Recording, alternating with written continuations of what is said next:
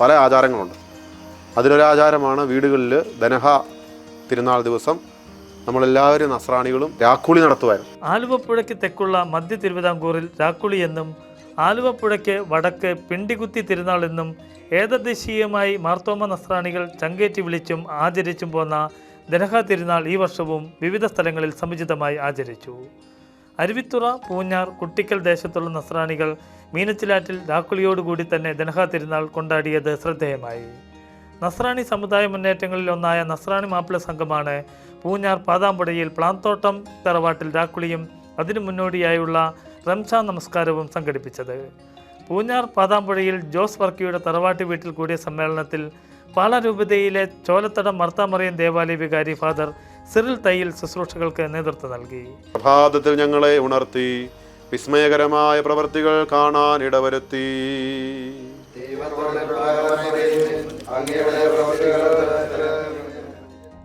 റംസാൻ നമസ്കാരത്തിന് ശേഷം ക്രൂശിതനും ഉദ്ധിതനുമായ ഈശോ മിശിഹായുടെ പ്രതീകമായ സ്ലീവായും വഹിച്ചുകൊണ്ട് പ്രദക്ഷിണമായി മീനച്ചിലാറിലേക്ക് നീങ്ങി. നസ്രാണികളുടെ മഹത്തായ പാരമ്പര്യമായ രാക്കുളി, ദനഹ തിരുനാളിലുള്ള രാക്കുളിയാണ് നമ്മളിവിടെ നടത്തിയതും നടത്തിക്കൊണ്ടിരിക്കുന്നതും. മാർത്തോമ നസ്രാണികൾ എല്ലാവരും പൂർവ്വകാലങ്ങളിൽ വലിയ ആവേശത്തോടെയാണ് രാക്കുളി തിരുനാൾ എന്ന് പറഞ്ഞിരുന്നത്.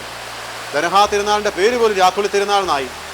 അപ്പോൾ നമ്മുടെയൊക്കെ നസ്രാണികൾ പൂർവികർ ഇതുപോലെയുള്ള ആറുകളുടെ, വിശേഷിച്ച് ഈ മീനച്ചിലാറിൻ്റെ തീരങ്ങളിലാണ് താമസിച്ചതും ഇവിടെയാണ് കൃഷി ചെയ്ത് ജീവിച്ചത്. അപ്രകാരം വലിയ ഒരു സംസ്കൃതിയാണ് മീനച്ചിൽ സംസ്കാരം എന്ന് പറയുന്ന നദീതട സംസ്കാരം. അപ്പോൾ ഈ നദിയിലൂടെ നമ്മുടെ ഈശോയുടെ ശിഷ്യനായ മാർത്തോമാ ശ്ലീഹ യാത്ര ചെയ്ത സംഭവം ചരിത്രമാണെന്ന് നമ്മൾ അറിഞ്ഞിരിക്കണം. ചേർപ്പുങ്കൽ, അരപ്പള്ളി, അരുവിത്തുറ, അരപ്പള്ളി പോലെയുള്ള പ്രധാനപ്പെട്ട സ്ഥലങ്ങൾ ഈ ആറിൻ്റെ ഓരോരോ കേന്ദ്രങ്ങളാണ്. അപ്പോൾ ഈ ഒരു പുണ്യ നദിയിൽ നമ്മൾ രാക്കുളി നടത്തുമ്പോൾ ഇത് വലിയൊരു പാരമ്പര്യത്തിൻ്റെ വീണ്ടെടുക്കലാണ് എന്ന കാര്യം പ്രത്യേകമായിട്ട് ഓർക്കാം. ഈ പാരമ്പര്യം ഇടക്കാലത്ത് നിന്നുപോയി. ഈ മഹത്തായ കാര്യം നമ്മൾ ചെയ്യുമ്പോൾ നമുക്ക് വളരെ പ്രാർത്ഥനയിലായിരിക്കാം. കാരണം ഇത് അനുതാപത്തിൻ്റെ മാമോദീസായാണ്.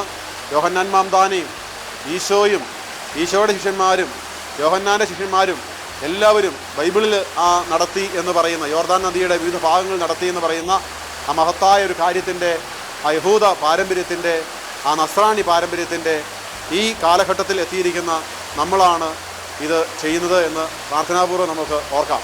തോമസ് ലീഹ മലങ്കരയിൽ പ്രേക്ഷിത പ്രവർത്തനം നടത്തിയ മീനച്ചിലാറിനെ പുണ്യനദിയായാണ് നസ്രാണികൾ കരുതിപ്പോരുന്നത്.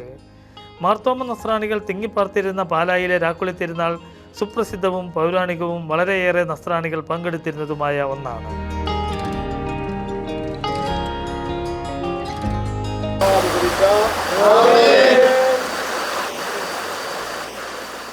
ലാവ ഉലവറ വലറുഹാദ് കുദിശ.